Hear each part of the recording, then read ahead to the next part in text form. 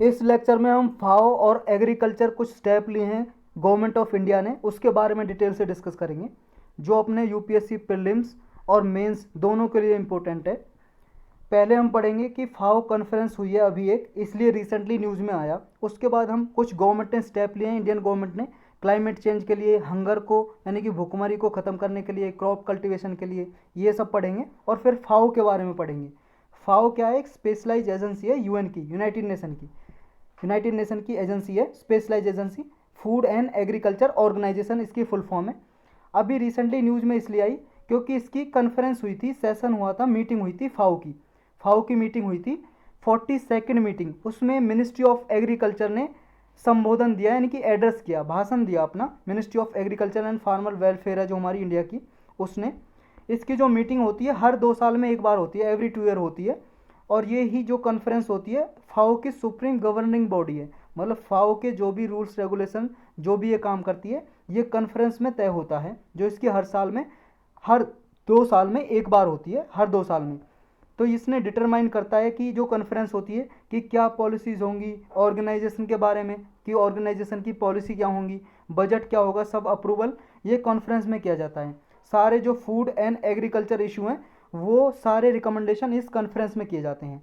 तो सबसे पहले हम पढ़ेंगे कि इंडिया ने क्या एफर्ट लिए हैं फूड सिक्योरिटी के लिए during the time of covid pandemic. जब कोविड-19 ये पेंडेमिक चल रहा है, जो कोविड-19 की बीमारी, इसके दौरान इंडिया ने क्या प्रयास किए हैं कि लोगों को फूड उपलब्ध हो, फूड सुरक्षा के लिए, खाद्य सुरक्षा के लिए क्या क्या एफर्ट किए हैं, क्या क्या प्रयास किए हैं इंडिया ने। देखो, पहला प्रयास है high production of food grains. India में जो फूड ग्रेन्स का, अनाज का प्रोडक्शन होता है बहुत ही हाई होता है। लगभग 305 मिलियन टन्स फूड इंडिया में प्रोडक्शन होता है, प्रोड्यूस होता है, मतलब पैदा होता है, और लगभग एक्सपोर्ट होता है इंडिया में। ये 2020 और 21 का डेटा है। तो ग्लोबल फूड सिक्योरिटी के लिए कंट्रीब्यूट कैसे करता है इंडिया? ज़्यादा से ज़्यादा फूड प्रोड्यूस करके और एक्सपोर्ट करके। तो लगभग इतना हुआ है एक साल में, 305 मिलियन टन्स के लगभग। इंडिया ने एक किसान रेल चलाई। किसान रेल मतलब रेल चलाई किसके लिए? जो भी किसान के ऐसे प्रोडक्ट थे, हॉर्टिकल्चर पेरिसेबल प्रोडक्ट थे, या मिल्क था, या डेयरी प्रोडक्ट कुछ और थे, ऐसे प्रोडक्ट जो पेरिसेबल थे, यानी कि जो सड़ने वाले, पेरिसेबल का मतलब है जैसे जो जल्दी सड़ जाते हैं, ऐसे प्रोडक्ट हैं। ऐसे जैसे मिल्क हो गया, ख़राब हो जाएगा अगर इसे जल्दी से नहीं बेचा गया। तो ऐसे प्रोडक्ट को के लिए एक रेल चलाई, किसान रेल। जहाँ पे भी प्रोडक्शन सेंटर थे, जहाँ पे भी ये उत्पादन होता था ऐसे प्रोडक्ट का, वहाँ से लार्जर अर्बन मार्केट में पहुँचाना, ये इसलिए रेल चलाई थी कि ज़्यादा से ज़्यादा शहरी क्षेत्र में जो मार्केट है वहाँ पहुँचाया जाए। नेक्स्ट एफर्ट लिया प्रधानमंत्री गरीब कल्याण पैकेज। इसमें क्या क्या एक स्कीम चलाई गवर्नमेंट ने, और लगभग 810 मिलियन बेनिफिशियरीज को इसमें फ़ायदा हुआ। मतलब लोगों को फ्री में, मुफ्त में फूड दिया, खाना दिया, और वीट वगैरह, ये चावल वगैरह मुफ्त में बांटे। और ये स्कीम चलेगी नवंबर 2021 तक, ये स्कीम चलेगी। एक स्कीम चलाई पीएम किसान स्कीम। इसमें लगभग 1,37,000 रुपीज़ अलोकेट किए। किसमें? जो भी 100 मिलियन फार्मर्स थे, ऐसे ऐसे किसानों के डायरेक्ट बैंक में, बैंक अकाउंट में पैसे भेजें, ताकि फार्मर्स को, किसानों को इनकम सपोर्ट मिले और वो भी अपना लाइवलीहुड चला सकें। और क्लाइमेट चेंज और एग्रीकल्चर स्कीम क्या क्या चलाई इंडिया ने? पहले भी देखो बहुत सारी स्कीम योजनाएं चला रखी हैं इंडिया ने।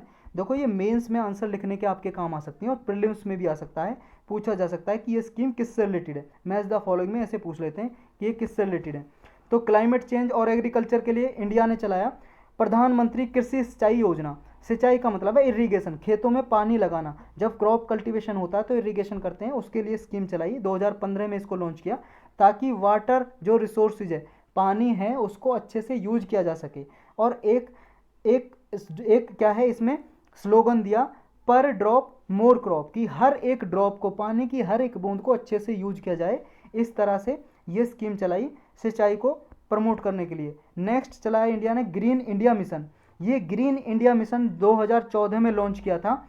एक पहले से मिशन चला रखा है क्लाइमेट चेंज के लिए, national action plan on climate change. ये 2008 में लॉन्च किया था, और इसके अंदर 8 मिशन लॉन्च किए थे, उनमें से एक ग्रीन इंडिया मिशन भी था।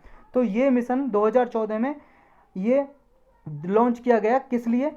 ताकि जो फॉरेस्ट कवर है, जो जंगल हैं, पेड़ पौधे हैं, उनको बचाया जा सके, प्रोटेक्ट किया जा सके, रीस्टोर किया जा सके और इन्हेंस किया जा सके। नेक्स्ट एक soil health card. Soil health card scheme है। इसमें क्या करते हैं, इसमें लैंड की फर्टिलिटी का स्टेटस देखते हैं। जो भी भूमि है जहाँ पे कृषि होती है, सॉइल है, मिट्टी है, उसको एनालाइज करते हैं और उसमें जितने भी पोषक तत्व की कमी है किसान को सजेस्ट करते हैं, सलाह देते हैं कि सिर्फ इतना ही इसमें आप न्यूट्रिशन दें, यूरिया डीएपी डालें, खाद डालें, फर्टिलाइज यूज करें। तो ये सॉइल की हेल्थ के हिसाब से फर्टिलाइज का यूज करना ये सजेस्ट करते हैं इसमें। नेक्स्ट है परंपरागत कृषि विकास योजना। परंपरागत का मतलब होता है ट्रेडिशनल। इसमें यह था कि क्लाइमेट स्मार्ट प्रैक्टिसेस को अडॉप्ट किया जाए, ऐसी एग्रीकल्चर के लिए प्रैक्टिसेस यूज की जाएं जिनसे क्लाइमेट को कम से कम नुकसान हो। तो ये Indian council of agriculture research और स्टेट गवर्नमेंट ऑफ इंडिया ने मिलकर कुछ टेक्नोलॉजी फार्मर को सजेस्ट की कि ये टेक्नोलॉजी आप यूज करो जिनसे क्लाइमेट को कम से कम, पर्यावरण को कम से कम नुकसान होगा। नेक्स्ट है रेनफेड एरिया डेवलपमेंट। इसमें क्या करते हैं, इसमें इंटीग्रेटेड फार्मिंग सिस्टम पे फोकस किया जाता है ताकि प्रोडक्टिविटी को इन्हेंस किया जा सके, बढ़ाया जा सके। कि जैसे एरिया में, एक एरिया में अभी मान लो 100 kg अनाज हो रहा है, तो इसी एरिया में 110 या 120 kg अनाज हो, वीट हो, कुछ भी, तो प्रोडक्टिविटी को इन्हेंस किया जाता है।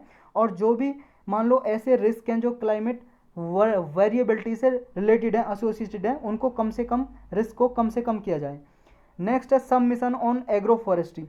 इस मिशन में ये किया जाता है कि फार्मर्स को इनकरेज किया जाता है, उसको बढ़ावा दिया जाता है कि आप खेती करने के साथ साथ जहाँ जिस खेत में आप क्रॉप कल्टीवेशन कर रहे हो उसमें ट्री भी लगाओ, पेड़ भी लगाओ। अगर आपकी मान लो क्रॉप फेल हो जाए, मतलब फसल खराब हो जाए, तो आपको पेड़ों से फ़ायदा हो, उनको आप बेच सको, उनसे आपकी लाइवलीहुड चल सके।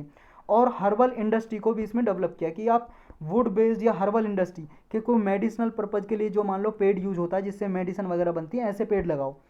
नेक्स्ट है national mission on sustainable agriculture. इसमें सस्टेनेबल एग्रीकल्चर को प्रमोट किया, जो एग्रीकल्चर क्या है, क्लाइमेट रेजिलेंट हो, जिस पे क्लाइमेट चेंज पे कम इम्पैक्ट पड़े। जो एडवर्स इम्पैक्ट पड़ते हैं, विपरीत प्रभाव पड़ते हैं, बुरे प्रभाव पड़ते हैं क्लाइमेट चेंज पे, जलवायु पे, कृषि की वजह से। कैसे, जो खेत में क्या है, जो किसान है पेस्टिसाइड वगैरह यूज करते हैं, कीटनाशक जो यूज करते हैं, वो क्या है, जो वाटर बॉडीज होती हैं, नदी नाले मान लो कुछ हुए, उनमें बह के चले जाते हैं, जैसे फास्फोरस, नाइट्रोजन, इनसे क्या है पॉल्यूशन बढ़ जाता है वाटर बॉडीज में। या फिर लैंड में जो भूमि है उसकी अगर ज़्यादा पोषक तत्व, ज़्यादा न्यूट्रिशन, यूरिया डीएपी यूज किया, तो सॉइल की जो न्यूट्रिशन एक्टिविटी है, मतलब न्यूट्रिशनल वैल्यू है, वो डिक्रीज हो जाती है, पोषक तत्व घट जाते हैं। तो इस सब को रोकने के लिए ये मिशन चलाया। नेक्स्ट है mission organic value chain development for north east region. ये नॉर्थ ईस्ट रीजन है जो हमारे इंडिया का, जैसे मेघालय, सिक्किम, ये अरुणाचल प्रदेश, असम, नागालैंड, ये जो एरिया है, इनके लिए सेंट्रल सेक्टर स्कीम लॉन्च की। National mission of sustainable agriculture जो मिशन था, उसी के अंदर ये सब मिशन लॉन्च किया ताकि यहाँ पे ऑर्गेनिक प्रोडक्शन किया जा सके, मतलब ऐसी खेती की जा सके जिसमें केमिकल खाद का, केमिकल फर्टिलाइजर का कम से कम यूज हो। नेक्स्ट और भी स्टेप लिए इंडिया ने, जैसे ग्रीन रिवॉल्यूशन चलाई इंडिया ने 1960s में, वाइट रिवॉल्यूशन चलाई, ग्रीन रिवॉल्यूशन चलाई, ज़्यादा से ज़्यादा प्रोडक्शन हो क्रॉप का। हमारे यहाँ पे वीट का, राइस का प्रोडक्शन इंक्रीज हुआ इसकी वजह से। वाइट रिवॉल्यूशन मिल्क का, दूध का उत्पादन करने के लिए। ब्लू रिवॉल्यूशन चलाई, ब्लू रिवॉल्यूशन चलाई मछली के उत्पादन के लिए, फिश प्रोडक्शन ज़्यादा से ज़्यादा हो। पब्लिक डिस्ट्रीब्यूशन सिस्टम चलाया कि जो गरीब लोग हैं उनको खाना मिल सके। प्राइस सपोर्ट सिस्टम चलाया। तो ये कुछ लिए स्टेप किसने, इंडिया ने। अब ये फाओ क्या है इसके बारे में थोड़ा पढ़ लेते हैं। फूड एंड एग्रीकल्चर ऑर्गेनाइजेशन इसकी फुल फॉर्म है। ये यूनाइटेड नेशन की एक स्पेशलाइज एजेंसी है जो क्या काम करती है, international effort to defeat hunger. पूरे इंटरनेशनली ग्लोब में, पूरे वर्ल्ड में भूखमरी को ख़त्म करने के लिए इसका मेन काम है फाओ का। ये क्या है, हर साल सेलिब्रेट किया जाता है वर्ल्ड फूड डे। किसके उपलक्ष्य में, क्योंकि 16 अक्टूबर को फाओ को बनाया गया था, 16 अक्टूबर 1945 को। तो 16 अक्टूबर को हर साल इसकी एनिवर्सरी होती है फाओ की। इसी दिन हर साल 16 अक्टूबर को वर्ल्ड फूड डे सेलिब्रेट किया जाता है।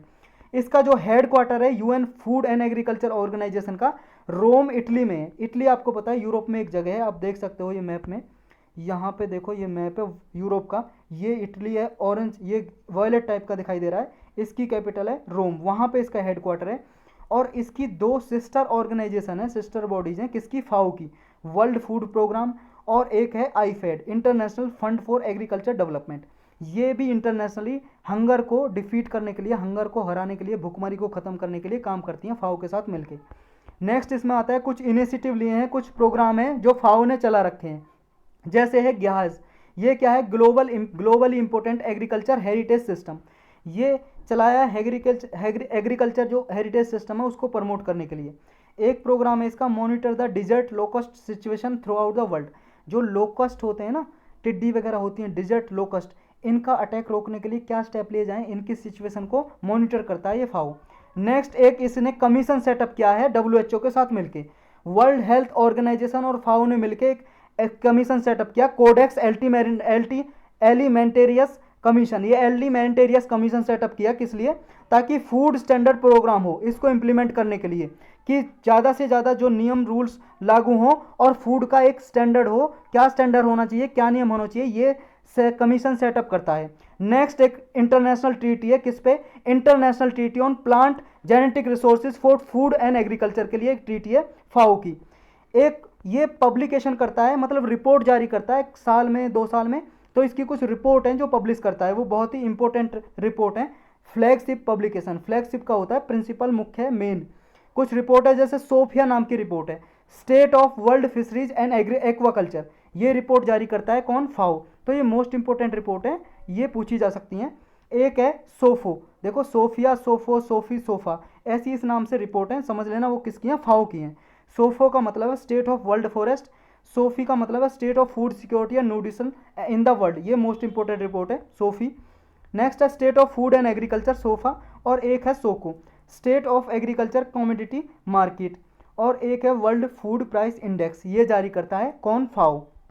अब इंडिया और फाओ ने मिलकर क्या किया हुआ है, देखो इंडिया ने एक प्रपोजल रखा था कि 2016 को international year of pulse declare किया जाए, तो ये फाओ ने इंडिया के सपोर्ट से इस साल को 2016 को इंटरनेशनल ईयर फॉर पल्सेस, दालों के लिए ईयर डिक्लेयर कर दिया, और 2023 को डिक्लेयर कर दिया international year of millets, millets बोलते हैं, ज्वार बाजरा जो इसमें आते हैं मिलेट्स बोलते हैं इनको मिलके। इंडिया ने एक क्या है, जब 75 ईयर पूरे हुए फाओ के, 16 अक्टूबर 2020 को 75 साल पूरे हो गए थे फाओ को बने हुए, तो 75 साल को सेलिब्रेट करने के लिए इंडिया ने एक कॉइन जारी किया 75 रुपीज़ का, एक सिक्का जारी किया 75 रुपये का सिक्का, जैसे 1-2 रुपये के सिक्के होते हैं ना, इसके उपलक्ष्य में फाओ को 75 साल पूरे होने के उपलक्ष्य में कॉमोमरेट करने के लिए कॉइन जारी किया 75 रुपीज़ का। तो ये सब कुछ था इस लेक्चर में।